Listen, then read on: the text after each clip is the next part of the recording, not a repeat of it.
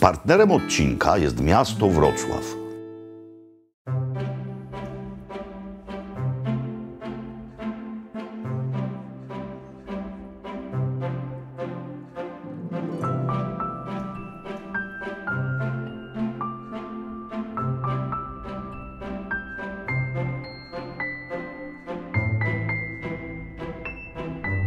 Szanowni Państwo, moi drodzy, z niezwykłą radością, a nawet ekscytacją witam Was we Wrocławiu.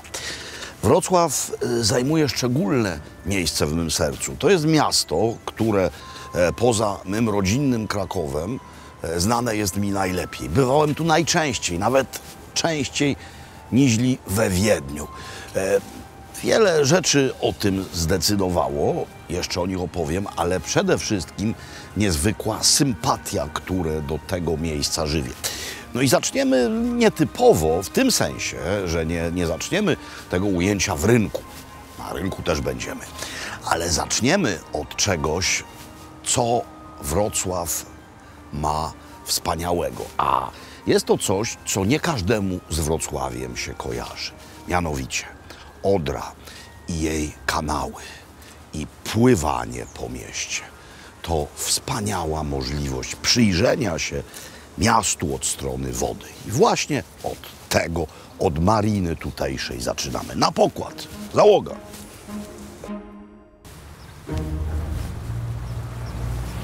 Wypłynęliśmy z mariny Topacz i płyniemy jednostką spacerową. Jednostek służących do pływania po Wrocławiu jest sporo i niektóre są luksusowe i ogromne. Są też jednostki imprezowe. Można sobie takowy pokład wynająć albo tak jak my na spacerek, ale można też na jakieś szczególne okazje. No, można również imprezę sobie na pokładzie zrobić. Czy warto? Moi drodzy, to cały czas nie dotarło jeszcze do generalnej świadomości ludzi w naszym kraju. Wrocław jest trzecim co do wielkości w Europie węzłem wodnym, miejskim węzłem wodnym. 60 kilometrów pływania po Odrze i po jej kanałach. No i miasto widziane stąd, widziane z pokładu, widziane z łodzi albo z kanału, z rzeki albo z kanału, wygląda zupełnie inaczej. No i w ogóle coś, co niestety się wydarzyło, a teraz ten proces się odwraca. W czasach PRL-u polskie miasta były odwrócone od rzek. Te oczywiście, które nad rzekami leżą. Tak samo było w Krakowie, a w tej chwili, tak samo było w Warszawie, a w tej chwili rzeka wraca jako ważna niezwykle część ekosystemu, jako miejsce rekreacyjne, jako miejsce do zwiedzania. No po prostu widzimy, że jest to niezwykle ważny element miasta. I to jest zupełnie inne zwiedzanie. W ścisłym centrum miasta mamy 7 wysp. Niektóre całkiem spore. Oczywiście są to wyspy połączone ze stałym lądem, przeprawami mostowymi, no i właśnie mosty. Ile ich jest? Tak naprawdę ogromne spory.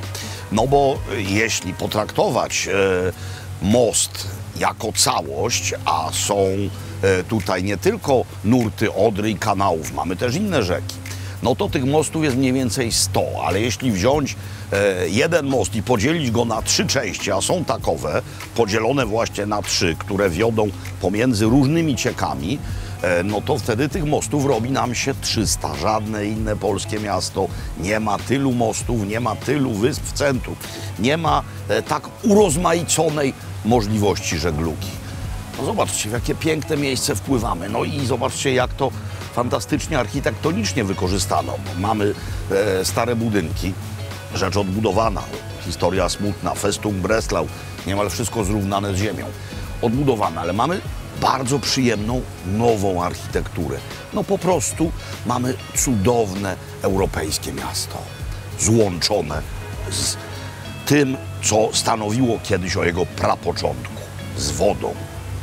Przed nami tak zwany most Zakochanych. Podczas ostatniego remontu ściągnięto z niego 16 ton kłódek. Ludzie przyczepiają tam kłódki, ale to jest poważne zagrożenie, zważywszy na ilość tego żelastwa i na jego ciężar. No, mamy też w Krakowie na kładce Bernatka takowe kłódkowisko, ale nie mamy w Krakowie tego, co jest tutaj. Nikt inny tego nie ma w Polsce. Mówię o tym cudzie inżynieryjnym. My zwiedzamy miasta najczęściej pod kątem zabytków. Tymczasem w Wielkiej Brytanii, w Niemczech inżynieria z przeszłości jest również traktowana jako coś niezwykle godnego uwagi i wartego zwiedzania. Chodzi mi mianowicie o te drogi wodne i o tutejszy system śluz i jazów. No, mamy progi wodne i jazem spływa nadmiar wody, a śluza, to mówiąc w największym skrócie, winda dla statków. I to wszystko przeszło niedawno dość solidną renowację, zwiększono tego przepustowość. To oczywiście zrobili dawno temu Niemcy, ale to działa i to jest jedna z wyjątkowych rzeczy w Wrocławiu. A jeśli chodzi o tę rzecz, absolutnie wyjątkowa. A teraz po naszej prawej burcie zupełnie inna jednostka. Można zwiedzać Wrocław, pływając po nim również czymś takim.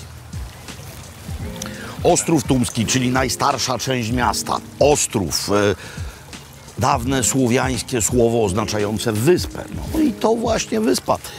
Tumski, dom, katedra, Tum, Ostrów Tumski. To właśnie od tego zaczęło się całe miasto. Owa wspaniała konstrukcja mostowa przed nami to most grunwaldzki. Najdłuższy w Europie most wiszący o konstrukcji nitowanej, 112,5 metra. Oddany do użytku 10 października 1910 roku. Wówczas nazywał się Kaiserbrücke, czyli most cesarski.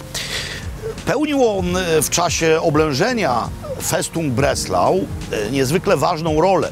Niemcy kwartał miasta, dzisiejszą ulicę Grunwaldzką, zrównali z ziemią, gdyż tutaj był pas startowy i ów most był fragmentem owego pasa startowego. Wrocław był okrążony i droga powietrzna była jedyną ewentualnością, by się z Breslau wówczas wydostać. No i stoi, służy. Jak to konstrukcje z tamtych czasów? Jeśli przez most przechodzi wojsko, to nie może przechodzić przez taki most krokiem marszowym, gdyż wówczas most zaczyna się trząść i może spaść. Jak się po nim jedzie, a jechałem nieraz, to czuje się, jak on pracuje. I tak, jak go postawiono w 1910 roku, tak stoi. Niebieski, tak jak wrocławskie tramwaje.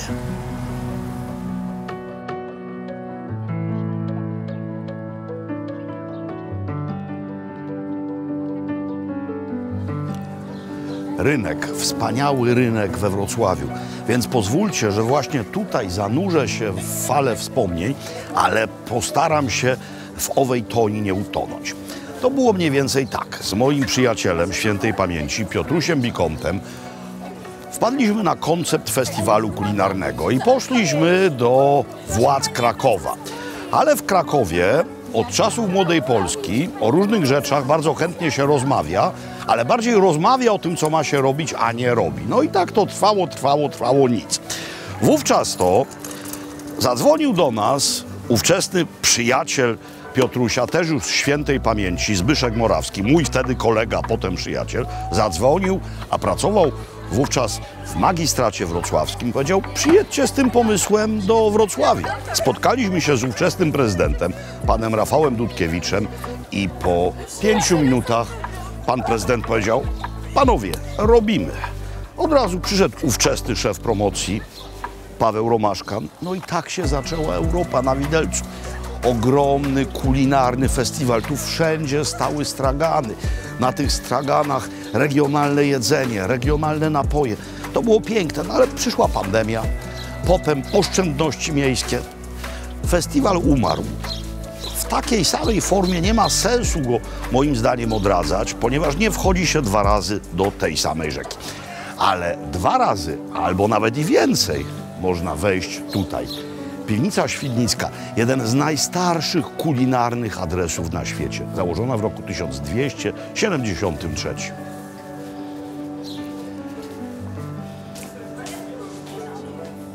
Trwanie i tradycja to są rzeczy niezwykle ważne. No i zobaczcie, jak to się wszędzie.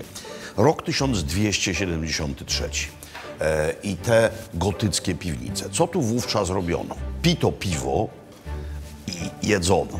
I co tu robią ludzie teraz? Piją piwo i jedzą. Tutaj od jakiegoś czasu w dodatku działa mini browar.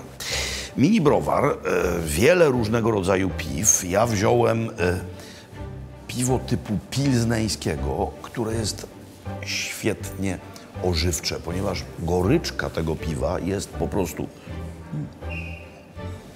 właśnie taka, jak lubię. Górny poziom goryczki. No ale wziąłem też coś do jedzenia. Coś do jedzenia, co pasuje idealnie do miejsca. No. Golonka. Golonka w miejscowym ciemnym piwie duszona. Golonka nie jest z gatunku tych chrupiąco-skórych, lecz marcepanowo-skórkowych. Zobaczcie, jaka jest mięciutka. Marynowana w piwie, podlewana piwem i pieczona. Spoczywa ona na kiszonej kapuście. Do tego mamy ziemniaki w mundurkach, mamy oczywiście musztardę, mamy chrzan, ale najpierw sama golonkowa istota, czyli skóra i ta warstwa tłuszczyku. Dietetycy, wybaczcie.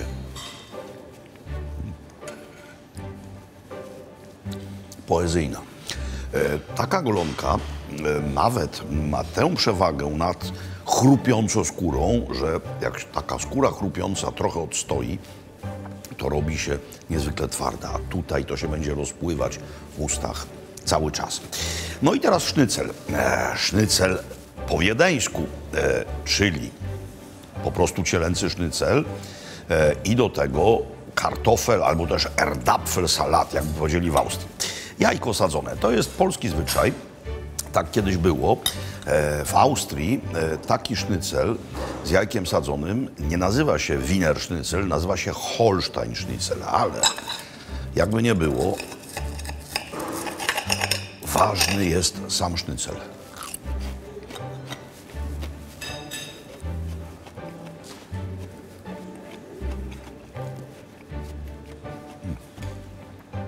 Sałatka jest świetna, nie jest potwornie zakwaszona, jak to się czasami dzieje w Niemczech. W Austrii rzadziej, ale również może tak być. Szczypiorek. Dobra, no takiego sznycla może w średniowieczu by tu nie było, ale golonka i piwo, trwanie. To jest piękna rzecz. W zasadzie przed każdą kamienicą tutaj można by stanąć i gadać o niej nawet przez parę godzin. No więc oczywiście nie będę tego robił.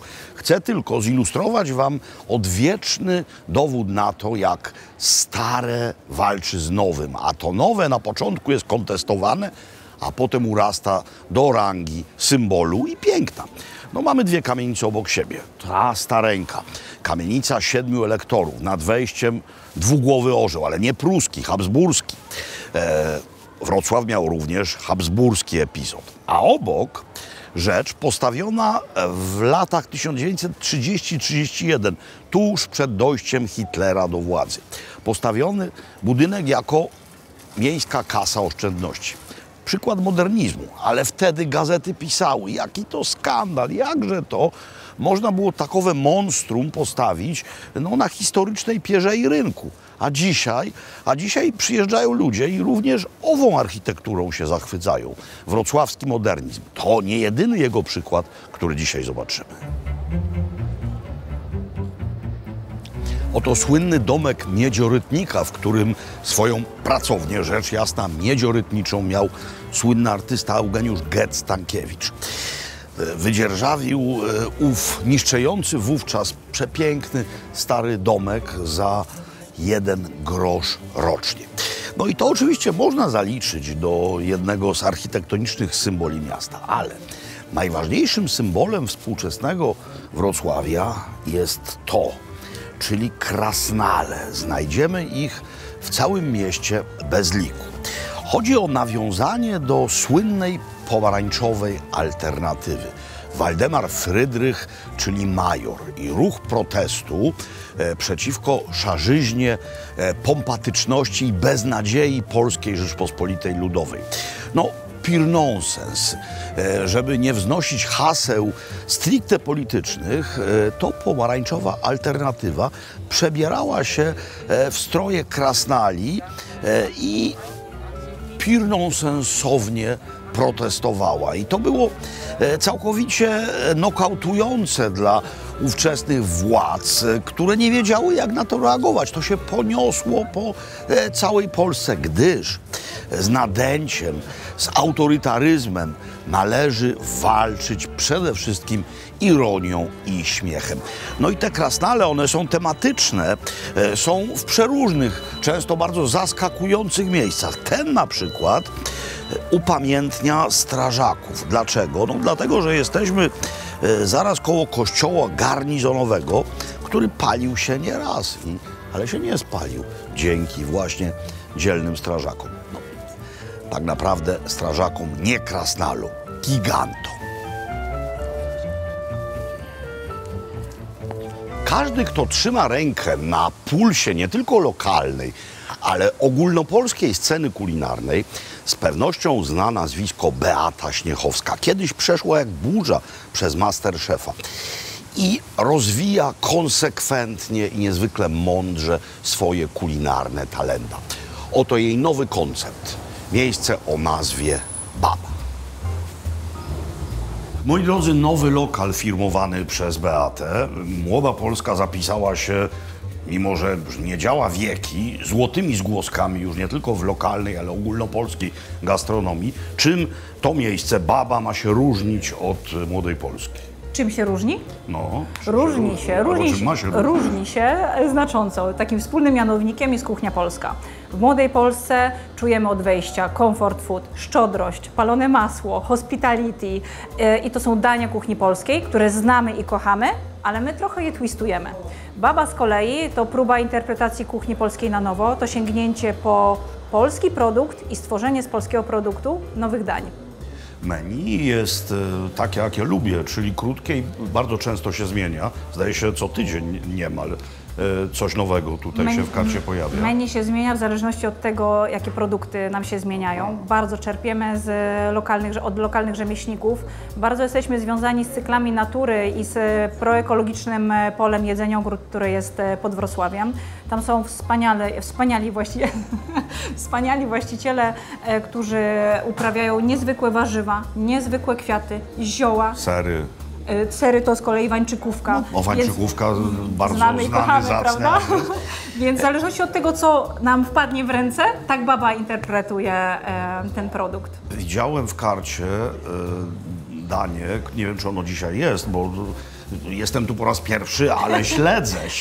My również śledzimy. Śledzę i widziałem mielonego Supreme. Dokładnie, mielony Royal. Royal. Jest. O, nawet lepiej niż Supreme. Jest. Royal. I on jest w karcie? Jest w karcie. Jest w karcie, jest to danie, które jest naszą interpretacją znanego i kochanego przez Polaków mielonego. No zobaczysz, jak zdecydujesz się na ten wybór, to zobaczysz, czym się różni Chyba od się klasycznego. zdecyduję nie tylko na ten, a powiedz mi, no bo to nie jest stare miejsce, można nawet powiedzieć, że jest całkiem nowe. Czego Ci życzyć? Poza tym, żeby klienci się zapisywali 2 miesiące wcześniej i bili o miejsca. Chyba tego. Tego właśnie. Chyba tego. Ja kocham karmić ludzi. No tak. I niech będzie coraz gości, coraz więcej, którzy są głodni tych nowych smaków i nowego spojrzenia na kuchnię polską. Ale tak naprawdę wytrwałości cudownego zespołu. Tego, co mam teraz. Keep going. To pozwól, że będę Ci życzył właśnie tego, a sam sobie życzę takich samych doznań, jak w Twoich wcześniejszych miejscach, w Twoim wcześniejszym miejscu. Bardzo Uwielbiam Twoją kuchnię. Bardzo dziękuję. I zaraz myślę, to dowodnie się okaże przy stole. Zobaczymy. Feria przystawek przede mną. Kazano mi zacząć od tego, a będę tu wielce posłuszny. Kolejność jest ważna.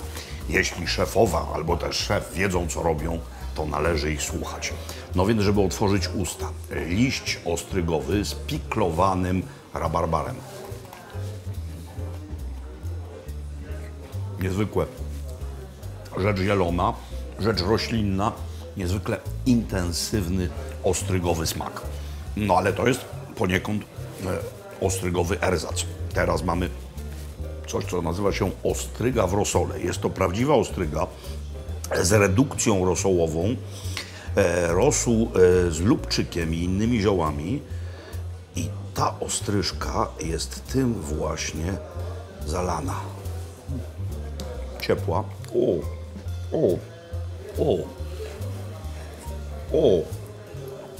To jest kondensacja smaku tak potężna, ale niezwykle do siebie pasująca, ponieważ nie ma dominanty, czyli ów morski smak jest jedynie podbity przez ów cudowny rosół. Tak, to jest no pewnie redukcja, więc z dużej ilości maleńko i intensywne. To się nazywa petit bonbon. Petit bonbon, czyli cukiereczki. Ciasto, rodzaj pierogów, ciasto 33 żółtka na kilogram mąki. Zatopione w maśle, w środku ser tłuścioch z wańczykówki. No i również zioła. Zobaczcie, jaka to piękna forma.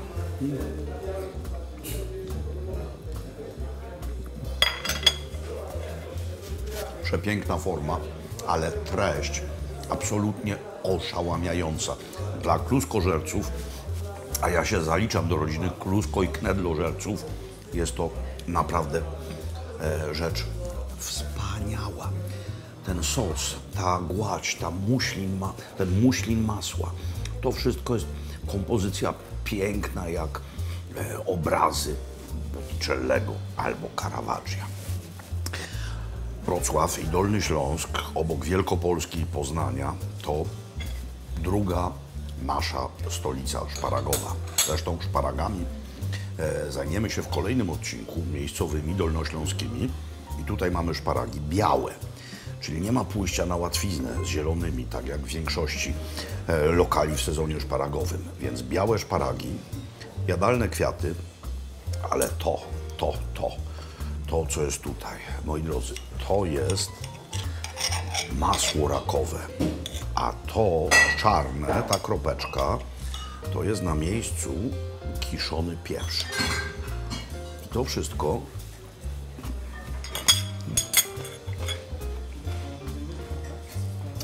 jest piękne. Szparagi są po pierwsze jędrne, po drugie wcale nie jest tak, że szparagi łączą się tylko z delikatnym smakiem. Szparagi są takim tłem, takim kontrapunktem, na którym te niezwykle wyraźne smaki tego, czym są obłożone, dopiero grają razem. Moi drodzy, przystawki.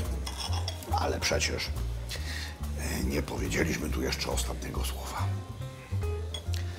Mieszanka sałat i jadalnych kwiatów z sosem na bazie maślanki, no ale przecież nie samą sałatą człowiek żyje, dziękuję bardzo. Mam dwa dania, przepotężne. No.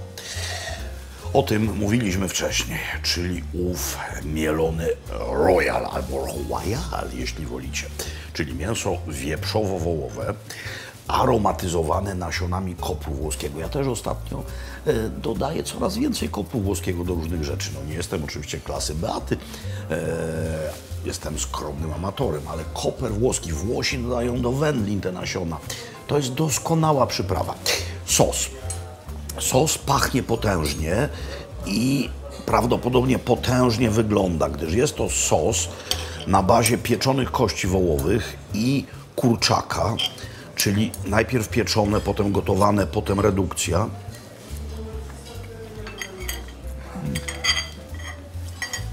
Ależ super mielony.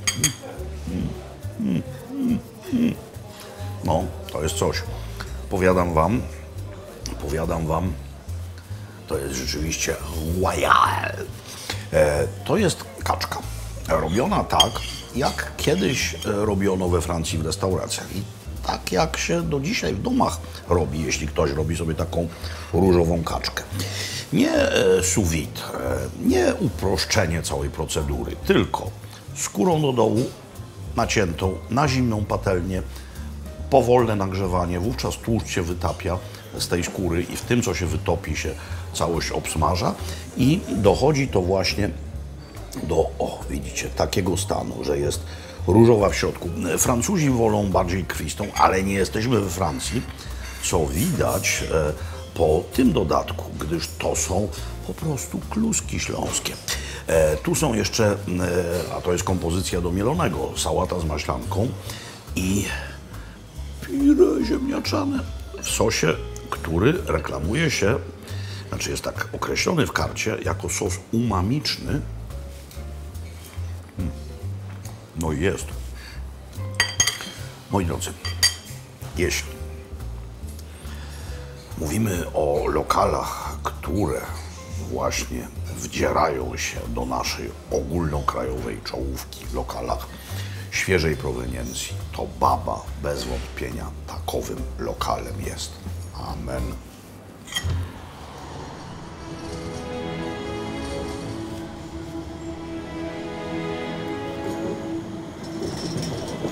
Mkną po szynach niebieskie tramwaje. W Make Life Harder jest o nich dużo. Tam mamy zoo, a tutaj mamy halę stulecia. Zarówno jedno, jak i drugie będą teraz naszym celem. Zaczynamy od hali.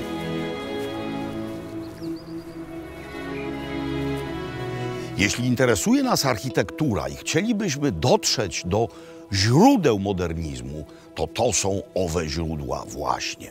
Hala stulecia. Max Berg, genialny niemiecki architekt, jeden z prekursorów owego stylu. Widzieliśmy w rynku kamienicę modernistyczną z lat 30., a to jest rok 1913. Hala stulecia to historyczna nazwa. Jakie stulecie? Czego stulecie? Rok 1913 to dokładnie 100 lat od Wielkiej Bitwy Narodów pod Lipskiem. Bitwy, w której to koalicja antynapoleońska spuściła Napoleonowi delikatnego łupnia. To właśnie tam w nurtach Elstery zginął książę Józef Poniatowski. Ale wojskami pruskimi dowodził generał von Blücher. No i to było dla Prusaków ważne zwycięstwo.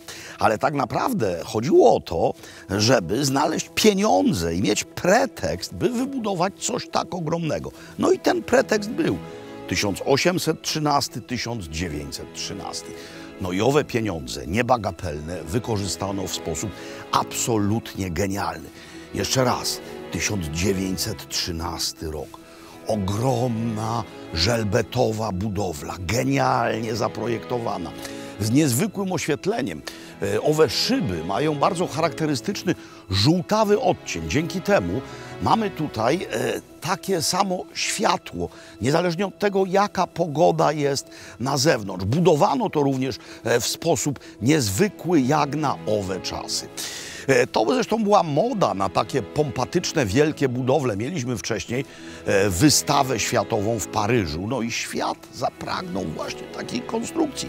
I tutaj, już nie w Prusach, a w Niemczech, w Cesarstwie Niemieckim, we Wrocławiu, takową konstrukcję zrealizowano. Hala stulecia, która w czasach PRL-u zwana była halą ludową, ale że jest to miejsce wpisane na listę UNESCO, trzeba było wrócić do nazwy historycznej. Otóż hala stulecia służy w dalszym ciągu. Tak jak ją postawiono, tak jest. Odbywają się tu koncerty. Dżentelmen, który dzisiaj nagrywa dźwięk, Mario, grał tutaj z kapelą rockową. Odbywają się tutaj targi. Cały czas ona służy mieszkańcom. Kiedyś służyła mieszkańcom Breslau, a dzisiaj służy mieszkańcom Wrocławia. I niech służy jak najdłużej. A poza wszystkim jest to architektoniczne cacko.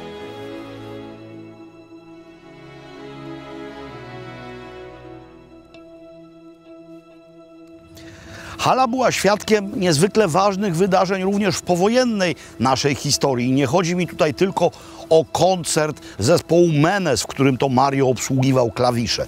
No w roku 1948 odbyła się tutaj wystawa ziem odzyskanych. To miało być niejako podsumowanie działalności Ministerstwa do Spraw tych ziem, ministerstwa, którym zresztą kierował Gomułka. I wtedy to postawiono tutaj coś, co stoi do dzisiaj i wcale nie wygląda tak źle.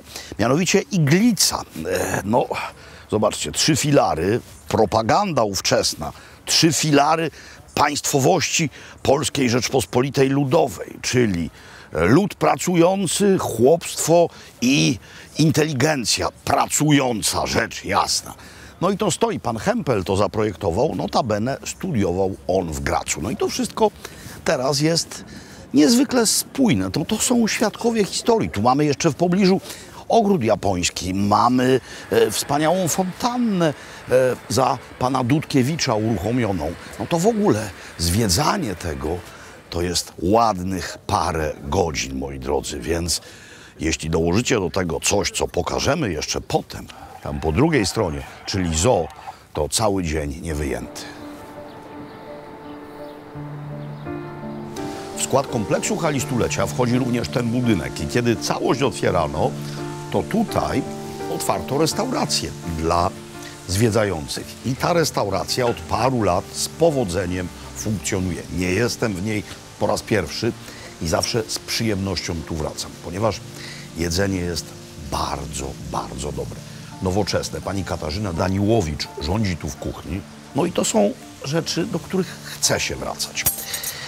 Produkt lokalny najczęściej, jak chwalą się szefowie, ślimaki sami zbierają, a potem je przygotowują. One spoczywają na takim musie estragonowym. Mamy tutaj pokrzywowe chipsy.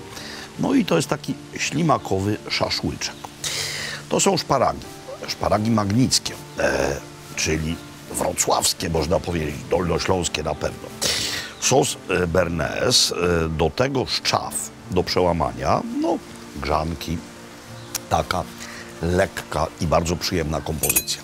To już jest potęga, ponieważ mamy ligawę. Ta ligawa jest cielęca, no więc można by powiedzieć, że rzecz bardzo delikatna. Do tego również szparaszki, nasturcje, również sos berneński, ale to tutaj, no to jest naprawdę bomba smakowa, gdyż mamy redukcję, demi-glace i ciasteczko, a w środku mięso z ogonów wołowych, bardzo długo duszone. Tego muszę spróbować na samym końcu, ponieważ kiedy to się rozejdzie po moich kubkach smakowych, to nie przepuści już smaków tych znacznie lżejszych rzeczy. Więc zaczynamy od ślimaczków.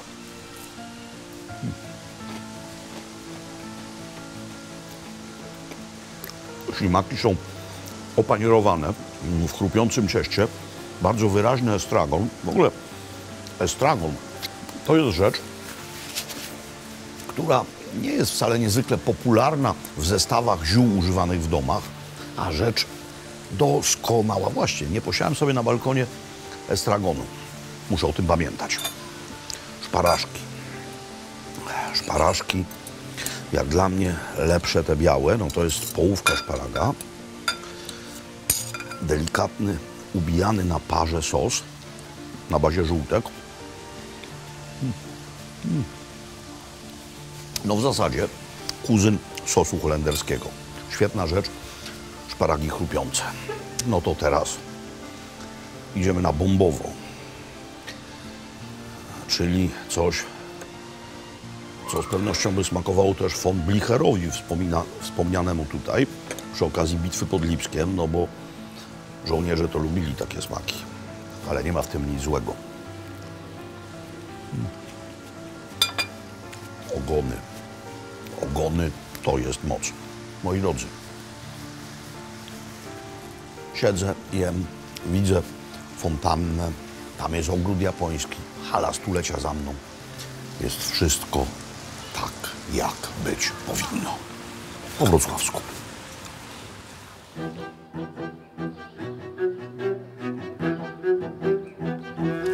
Po drugiej stronie ulicy wspominałem o ogrodzie zoologicznym. Oto i on. Co było początkiem ogrodów zoologicznych takich, jakie znamy dziś? No bez wątpienia dworskie menażerie. Za ojca i matkę wszystkich światowych ogrodów zoologicznych uznaje się wiedeńską menażerię przy Schönbrunnie działającą, bo z czasem takowe dworskie menażerie zaczęły być dostępne nie tylko dla władców, ale i dla innych zwiedzających. Aż w XIX wieku niejaki pan Hagenbeck wpadł na pomysł utworzenia ogrodów zoologicznych na zamkniętym terenie publicznych, przeznaczonych dla wszystkich. Kupowało się bilet i można było wejść. I tutejszy ogród zoologiczny powstał w lipcu roku 1865. To był pierwszy ogród zoologiczny, który powstał na dzisiejszych ziemiach polskich, bo wtedy to nie był Wrocław, tylko Breslau, ale piąty, który w ogóle powstał w całej Europie. No i właśnie tutaj jesteśmy, bo to również kawał historii tego miasta. Wspaniały secesyjny pawilon z roku 1882. Pierwotnie mieściła się tu kawiarnia, no bo kiedyś ogrody zoologiczne służyły nie tylko temu, by zwierzęta w nich podziwiać, ale również temu, by się spotykać, jeść i pić. No i zresztą ta funkcja wróciła.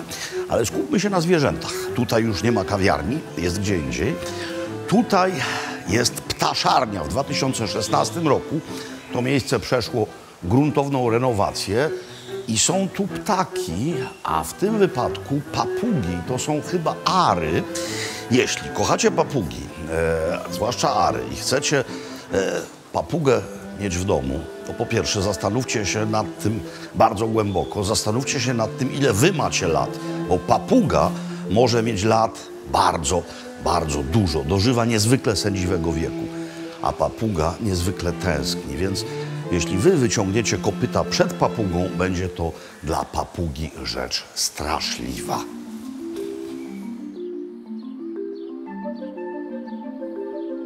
Hala Stulecia jest dokładnie po drugiej stronie ulicy naprzeciwko nas, za tymi drzewami. A co mamy tutaj? A tutaj mamy fragment sawanny. Mamy na tejże sawannie żyrafy, a tam kawałek dalej mamy zebry. A po drugiej stronie alejki mamy dumę nowoczesności wrocławskiego zoo, mianowicie Afrykarium. W czasach mojej młodości miejscowe zoo było na ustach całego kraju, a to dzięki legendarnemu programowi Z kamerą wśród zwierząt i państwu gucwińskim, którzy wówczas dyrektorowali tejże placówce. No ale jak widzicie, to miejsce się nie zatrzymuje. To jest fragment Afrykarium, czyli tak zwany kanał mozambicki, czyli próba pokazania głębi oceanu w tamtej części świata. Mówiłem wcześniej, że hala ludowa i zoo to cały dzień zwiedzania. Myliłem się, samo zoo to może być tylko jeden dzień odwiedzin.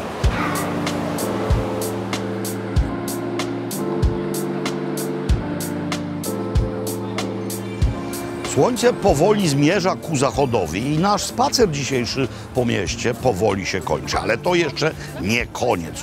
Ów koniec będzie miał miejsce właśnie tutaj.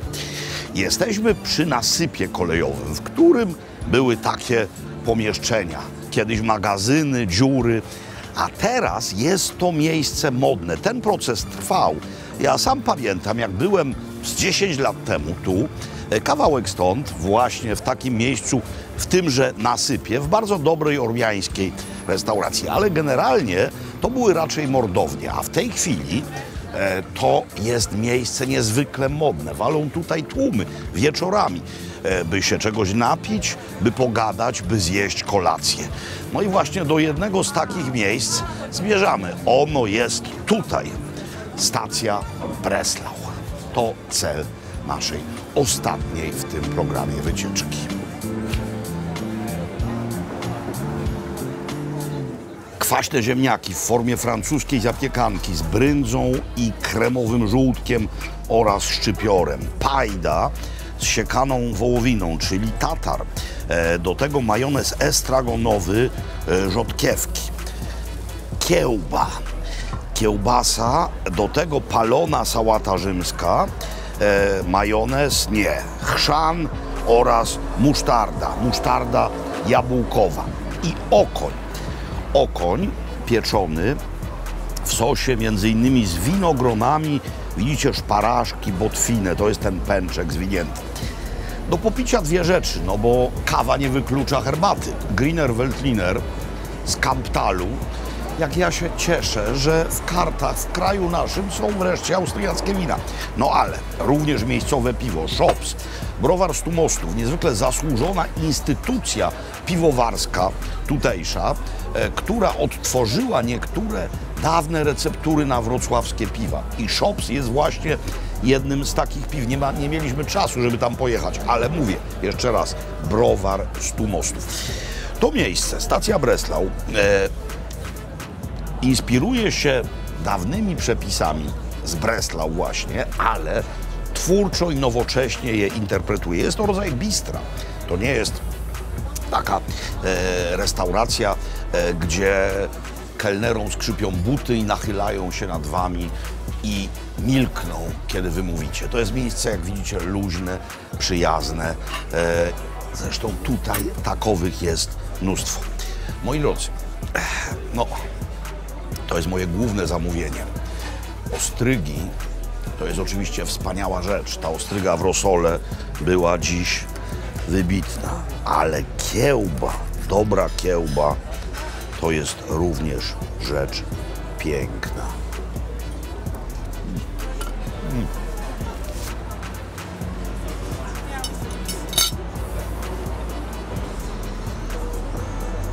Wrocławska scena kulinarna pęcznieje, wrze.